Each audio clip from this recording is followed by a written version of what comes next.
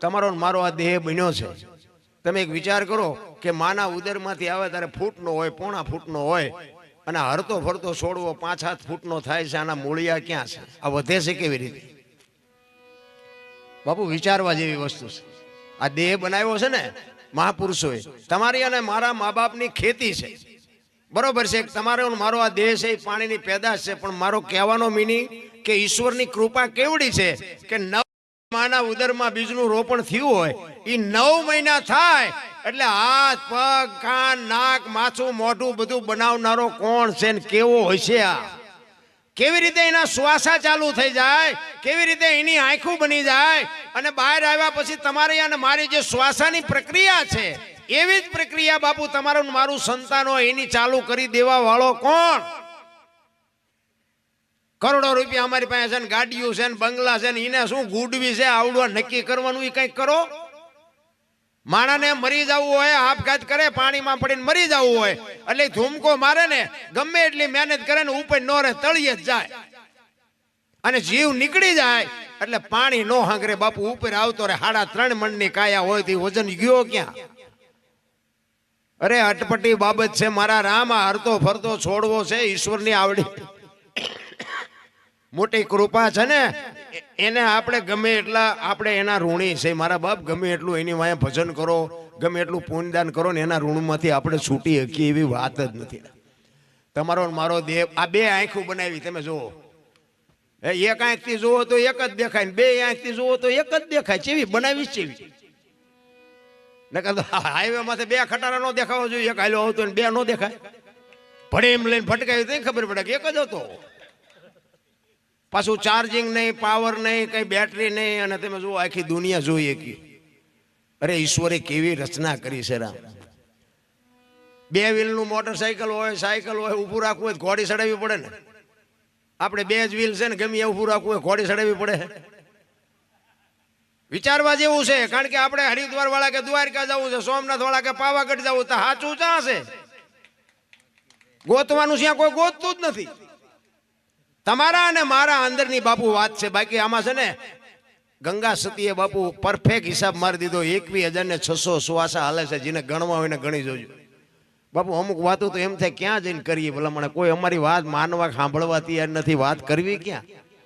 1 મિનિટના 15, 1 કલાકના 900, 12 કલાકના 10,824, કલાકના 21,600 થાય. જેને ગણવા હોય ને ગણી જોવાની છૂટા. ગંગા સતીનો પરફેક્ટ હિસાબ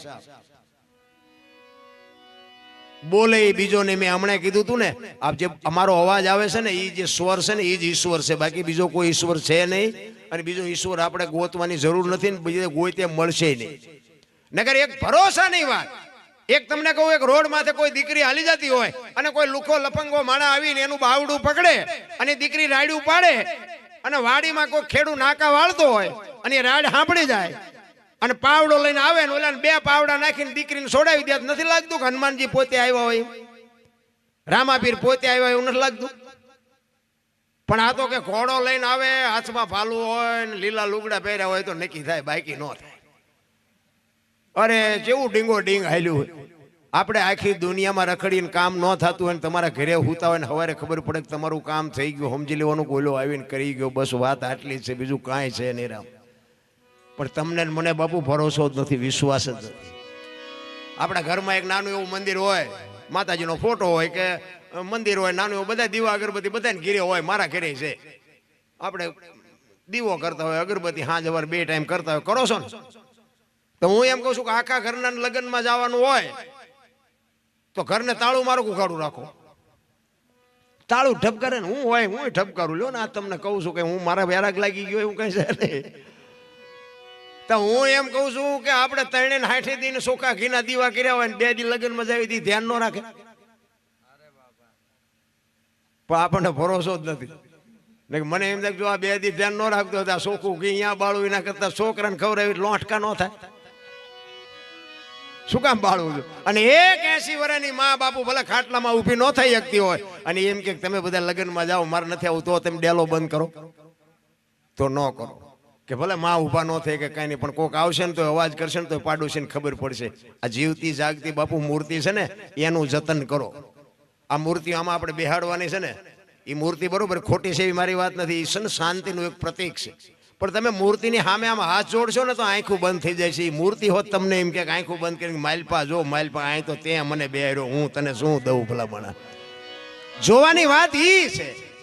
દર્શન જો કરવાના હોય તો મૂર્તિ સામું આંખું ઉઘાડીથી દર્શન થાય કે આંખું બંધથી દર્શન થાય? ગમે એ માણસ જાય ને આમ કે આમ હાથ કરે ને તો આંખું બંધ થઈ જાય. મૂર્તિ કે છે કે અહીંયા શું જોવા, તે બેહાડ્યો છે, તે બનાવ્યો છે. માલપા જો માલપા, બધો ખજાનો માલપા ભર્યો છે. પણ ઊંધું ચાલે છે, સમજાતું જ નથી. પ્રેમ પ્રેમ બાપુ કોને કહેવાય? 8 અક્ષરનો મંત્ર છે. તમારો મારો જે પ્રેમ છે ને એ જ આપણને ભેગા કરે છે. હું તો એમ કહું, રાતે 2 વાગે તમારા ઘરે આવો અને તમારી શેરીનું કૂતરું જો તમને જોઈને પૂંછડી ન પટપટાવે તો મરી જવાય ને ભલામણા. કૂતરું તમને શેરીનું નથી ઓળખતું, દુનિયા શું ઓળખે ભલામણા? હે નકર આપણું કૂતરું આપણને ન ઓળખે. આમાં ખંભા સુધી ઊભું ન થાય કે મારો ધણી આવ્યો, મારો ધણી આવ્યો. આ તો આપણે આવ્યા હોય તો કૂતરું જાગી જાય, આમ જોવે કે આ તો ઓલો લુખે છે, એને ચા બટકું રોટલો નાખ્યો કોઈ દી. શું પ્રેમ કરે? પ્રેમ ને વાચા હોત તો જગત જોગી બની જાત. ઈ હલકે ને હેમાળે જાત, પછી ભગવા પેરી ભૂદરા. કોકના ઘરમાં ભડકા કરવા એને પ્રેમ ન કહેવાય, એને વેમ કહેવાય. પ્રેમમાં તો મારા નાથ ને બાપુ તમારા આંગણા સુધી ધક્કો થાય, એને પ્રેમ કહેવાય. પ્રેમને દુનિયાએ બાપુ ઊંધો કરી નાખ્યો, અર્થ જ ઊંધો કરી નાખ્યો. એટલે બાલસિંહ ને કહે છે કે આના માટે, પછી બાલસિંહ ને કહે છે કે તમારે આમાં જો ફળવું હોય, આ ભજન સમજવું હોય, આ ભજનમાં આવવું હોય તો તમારે સંત સાધુની સેવામાં આવવું પડે, સત્સંગમાં જવું પડે, ભજનમાં જવું પડે. અને આ તમારા જે કૂતરા જેવા સ્વભાવ છે ને એને તમારે નિર્મળ બનાવવા પડે. નીરભાઈ બાપુ બહુ આ છે ને, એકે હામા મળ્યા હારા નહીં. જેસલ ને માલદે ને સધી ને સાસટીઓ ને માલો ને આ એકે હામા મળ્યા હારા નહીં. એને આ કેવી રીતે સુધાર્યા છે? એટલે નિરલભાઈ બાલસિંહ ને કહે છે, સત્સંગ કરી લે તો જીવન સુધરશે.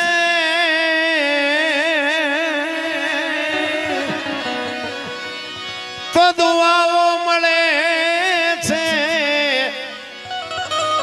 દુઆઓ મળે છે. સુખી જિંદગીની, સુખી જિંદગીની ભૂલાતી નથી, ભૂલાતી નથી. કી જિંદગી મેં સુખી જિંદગી.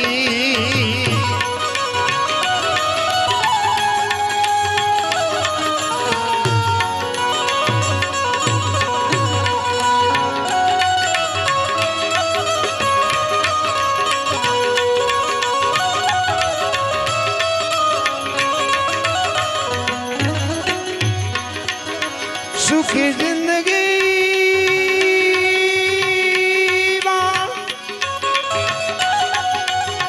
સુખી જિંદગીમાં પણમાં વિતાવી. સુખી જિંદગીમાં પણમાં વિતાવી. પછી જોવાની લોહી ભગડતું રમતું હોય ને તારે લગામ રાખવી. નકર બાળપણમાંથી જુવાની જ્યારે આવી કોઈને ખબર નથી, ને જુવાનીમાંથી બુઢાપો જ્યારે ચાલુ થઈ જાય કોઈને નહીં ખબર. એટલે કીધું સંતોએ, જુવાની કીધી દુખી જિંદગી મેં સુખી જિંદગી ભૂલાતી નથી, ભૂલાતી નથી. સુખી જિંદગી મેં, સુખી જિંદગી મેં, સુખી જિંદગી. મહાપુરુષો એટલા જ માટે કહે છે કે તમને અને મને બાપુ સમય મળ્યો હોય તો તમે કોકને મદદરૂપ થાવ, કોક ગરીબને બાપુ બટકું રોટલો દો. તમને જો ભગવાને આપ્યું હોય, હું તો એમ કહું છું કે આ લાખો રૂપિયા આ વાપરો છે, ખોટું છે એવી મારી વાત નથી. પણ કોક ઝૂંપડામાં રહેતા હોય, ધરતીને પાથરે, આકાશને ઓઢે, જેનું કોઈ હગવું વાલું ધંધો કાંઈ છે નહીં, એને બાપુ જો બાપુ બટકું રેટલો દઈ દે ને એની આંતળી જો દુઆ દઈ દે ને, જિંદગીમાં બાપુ બેડો પાર થઈ જાય. એક ઝૂંપડામાં રહેતા હોય અને ઉઘાડા લુગડા છોકરા હા ઉઘાડા રખડતા હોય, ત્યાં જઈને એક 5 રૂપિયાનું પાર્લેનું પડીકું આપો ને અને એ છોકરાને એ તો તમે બાપુ પૈસાની પથારીઓમાં હુતા છો એટલે તમને નથી ખબર, બાકી એને પાર્લેનો કાગર કેવો હોય એ ખબર નથી. એને પાર્લે આપો ને એ ખાય ને પછી એના પેટમાં જાય ને પછી આશીર્વાદના ધોધ નીકળે ને, એ ખટારાના ઠાઠામાં કરી ગયા હોય તોય મારા નાથને બચાવવા પડે. ભલા એ આંતડીની દુઆ તમને લાગી જાય. રામ એક ઝૂંપડામાં રહેતા હોય, હાતમ આઠમનો તહેવાર હોય અને તમે અહીંયા કોક દીક જઈને પૂછજો કે તમે આ હાતમ આઠમ છે ને ઢેબરા કેમ નથી બનાવ્યા? એ લુગડા વગરના છોકરાની માં હોય ને એ એમ કે થોડાક પૈસા હતા, લોટ ને ગોળ લઈ આવ્યા, તેલના પૈસા નહોતા ને એટલે નથી બનાવ્યા. અને જો મારો નાથ કદાચ અપાવે ને એવા ઝૂંપડામાં 2 કિલો તેલ આપી આવો ને અને એમાં જે ઢેબરા બને ને પછી બાપુ એ ખાઈને જે આશીર્વાદ અડી જાય ને એ બાપુ દુનિયાની કોઈ તાકાત નો કામ કરે એ કામ કરી જાય. રામ બાકી પૈસા વાળાને તો આપણા ગામ નો હોય, આપણે નો હોય સલામું મારવી પડે, નડે. આપણને નો ખબર હોય ત્યાં ચમ ભેગા કર્યા છે, આપણા ગામ નો આપણને નો ખબર હોય એને નો હોય ને બધા મારતા હોય મારવી પડે, નગર નડે એવું હોય. પણ આ બાપુ જે ગરીબ છે ને ગરીબ, બાકી તો બાપુ ત્રાજવું લઈને બેઠો છે, કોણ શું કરે છે ને બધી એને ખબર છે. આપણે કાંઈ અંધારામાં છે, તમે ગમે એવી પેટીમાં તમે ગમે એ કરતા હોય ને બધી એને ખબર છે. એક ભાઈ મને કહેતો, મને કે તમે આ બધા બણગા મારો છો ઈશ્વર વિશ્વર જેવું